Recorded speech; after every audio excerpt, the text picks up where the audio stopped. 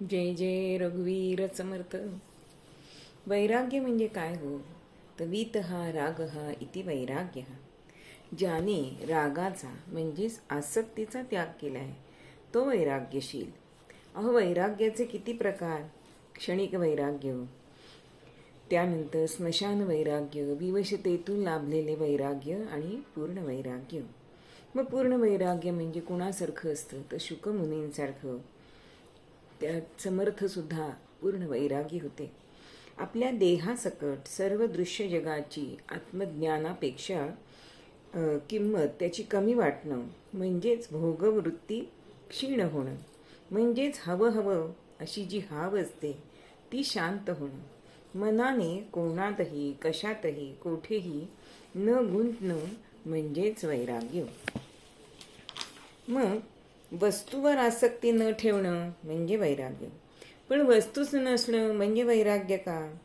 आहे ते परमात्म्याचे मानून आनंदात राहणं म्हणजे वैराग्य. ह्या भावनेत जो इंद्रियांच्या नादी लागत नाही तो खरा वैरागी.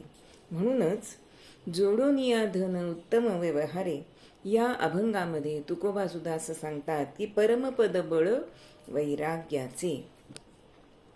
मग गोंदवलेकर महाराज सुद्धा एका ठिकाणी असं म्हणतात की ज्याचं हवं पण जास्त तो गरीब जाणावा आणि ज्याचं हवं पण कमी तो श्रीमंत जाणावा. आपलं मन हे वासनेच्या अधीन होतं, ते तात्पुरत्या सुखाच्या मागे लागतं.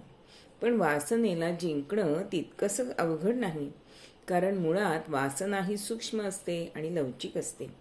हिमालयावर ज्यावेळी बर्फ पडतं त्यावेळी ते अगदी भुसभुशीत असतं, पण कालांतराने ते दगडापेक्षाही घट्ट बनतं. त्याचप्रमाणे सूक्ष्म वासनेला देहबुद्धीने आपण अगदी घट्ट बनवून टाकतो आणि मग ती काढणं फार कठीण होतं. वासना म्हणजे काय तर आस, हव्यास आणि ध्यास. जय जय रघुवीर समर्थ.